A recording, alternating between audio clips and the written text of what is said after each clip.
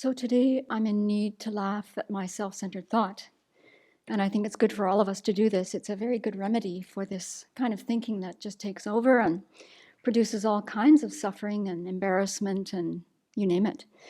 So recently I heard the expression, and this is not pointing out one person, this is all of us. The sentiment expressed was, I don't want to sit with the old people.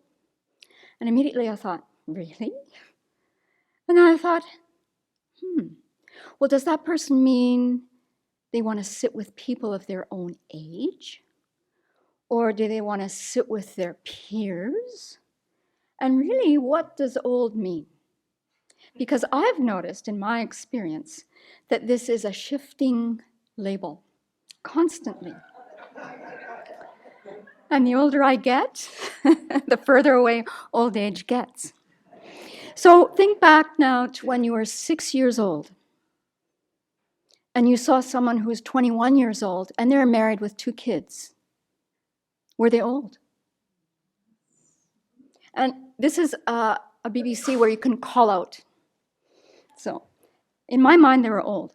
They were just like way out there. And then when you were 12 years old and you looked at somebody who was 30, were they old? Yeah.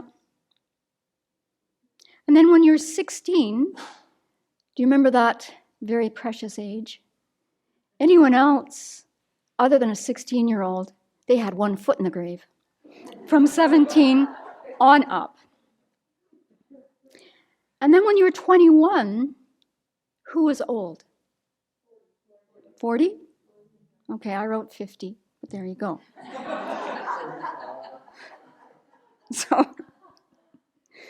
So then when we say, well, I want to sit with my peers, so what age range is it that you're thinking of when you think of peers? Is it your current age and then 2 years on either side of that? Or is it your current age and 5 years on either side of that? So, what does that mean? And that's constantly shifting and changing too.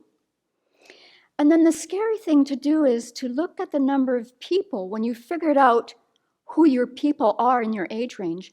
Who are you leaving out of your purview? So if you only can connect with the people in your age range,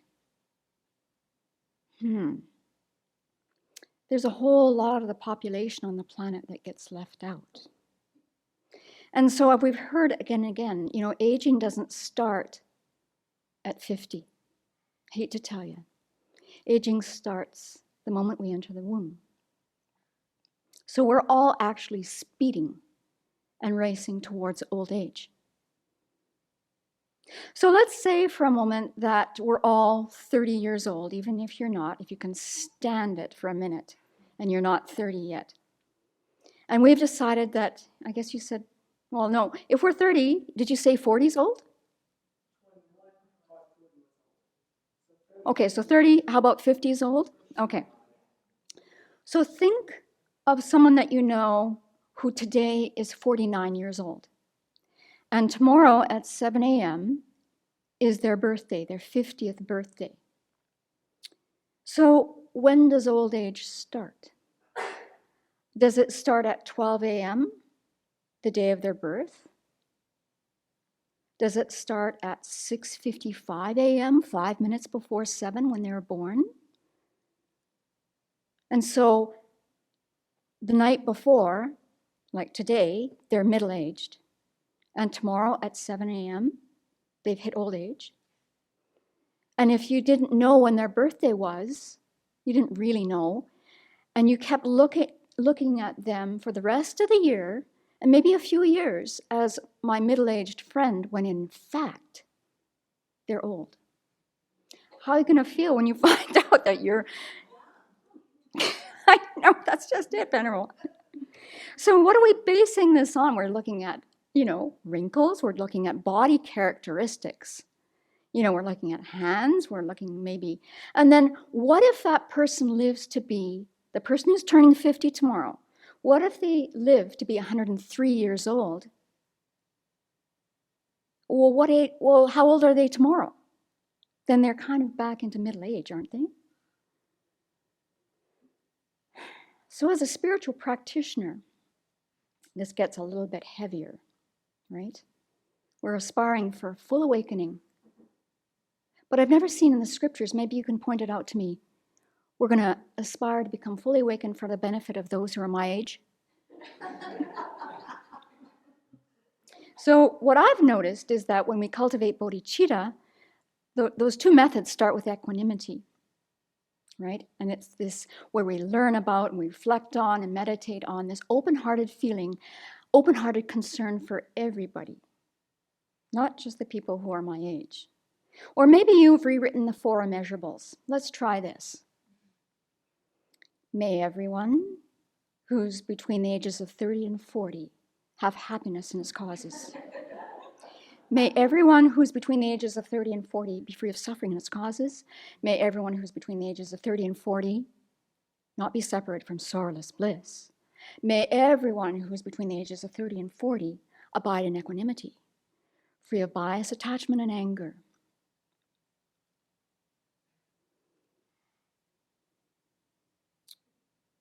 So I don't know if this happened to you when you were a kid, but when I was a kid and there were family gatherings or there was a wedding, there was the kids' table. Do you remember that? Who liked it? Some of you did, maybe. I hated it. I hated it. It was boring. And I would look over at the adult table and there was this great conversation going on. People were laughing and telling jokes and telling stories.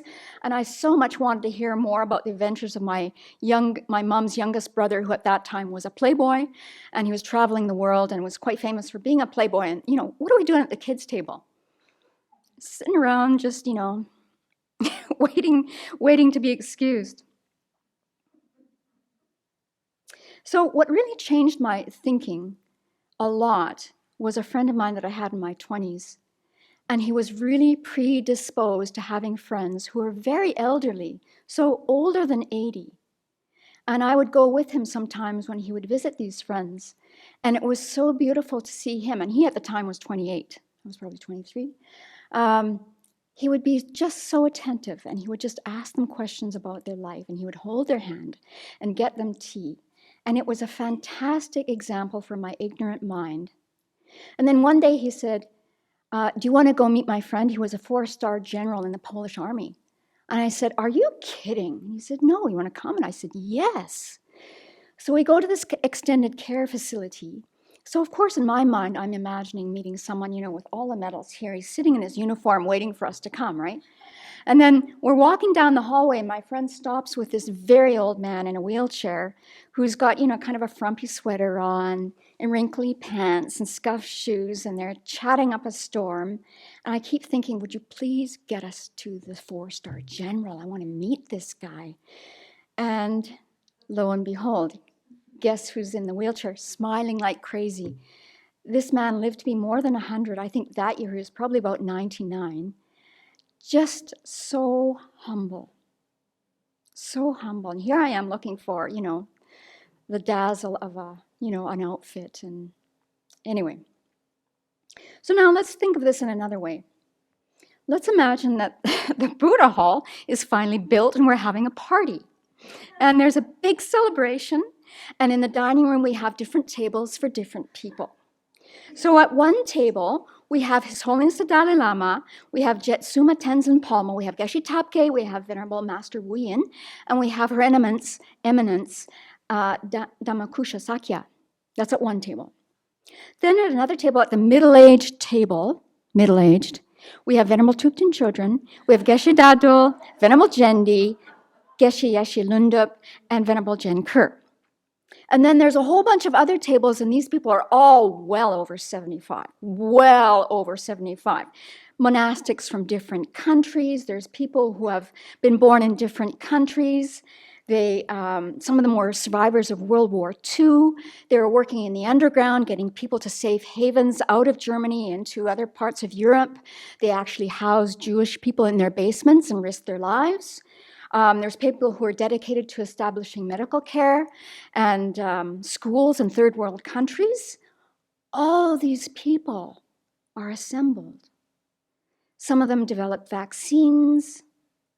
And at the head table, get this, the celebration of the Buddha Hall, at the head table, Green Tara, Shakyamuni Buddha, Manjushri, Medicine Buddha, and Sarasvati. How old are they? What? And yeah, they're 16. Right. And because I can't sit with the old people, look at what I'm losing out on. Can't sit at any of those tables. So moment by moment, we're racing towards middle age. Sometimes sit with a clock that ticks out loud.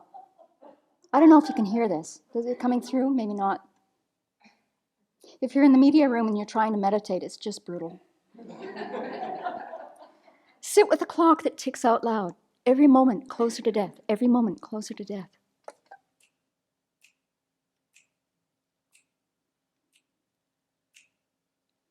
A friend of mine, who at age 80, I went over to see him and brought him some flowers, and we were standing outside, and he was scratching his head, and he said at one point, you know, how in the world did I get to be this old? 80. At 85, he and his wife took myself, who turned 50 that year, and my young cousin, who was 11, on a hike. 4 hours one way, up. Who was in the lead? The 85-year-olds. Who was in the lead coming back down? The 85-year-olds. Who's old? I knew another woman in Edmonton. Her name is Harriet Winspear, and she lived to be 103 years old. And she was a going concern. She and her husband were, patrons of the arts. They had friends, and her husband died about 10 years before she did. And eventually she outlived, most of her friends. You live to be that age, and you outlive your friends and your peers, just about everybody. And she kept having parties every year where she'd invite about 200 people. It would be held at the faculty club at the university. And who did everybody want to see? They wanted to see Harriet, because she was doing this through her 90s. I think her last party was at 100 that she hosted. She stood up the whole time. Everyone else was sitting down, right? She was there at the door greeting every single person. And how did her friends remember her after she passed? They said of Harriet, she was someone who loved to be around other people. Everybody, regardless of their age. And I would bet if she would have had the opportunity in her 103rd year to meet His Holiness at his age this year, 86, and Geshe Tapke, who I think is turning 91, she probably would have said of them, well, I'm not old, so they're certainly not old. She didn't think of herself as old. So then what about the karma we're creating of wanting to avoid people who are old? So when you hit the label of old, when you hit that old stage, according to whoever it is in the room you're in, and they don't want to be with you, whether you're 50, 70, 95, 103. How is that going to feel, knowing that that you are being shunned because you're old? So I think we have to continue to check our requests and aspirations, because we may very well get what we want. I don't want to be around old people, and eventually the younger ones may not want to be around us. So better, I think, and then who's going to care for us when we're sick and dying? Well, there might be a few really old, hardy ones who might check in on you, the really, really ancient ones, but, I wonder. So I think it's better that we really focus on cultivating this mind, this open-hearted, warm feeling for everyone that we encounter, to have that attitude that His Holiness has, that when he meets someone for the first time, regardless of their age, he feels like he's meeting his best friend or an old friend. So that's what I'm going to continue hammering my self-centered thought with, and to see everyone in front of me as a treasure that just needs opening up by listening and asking questions and spending time with them. And that way, I will continue to grow as a human being and as a practitioner. So why not?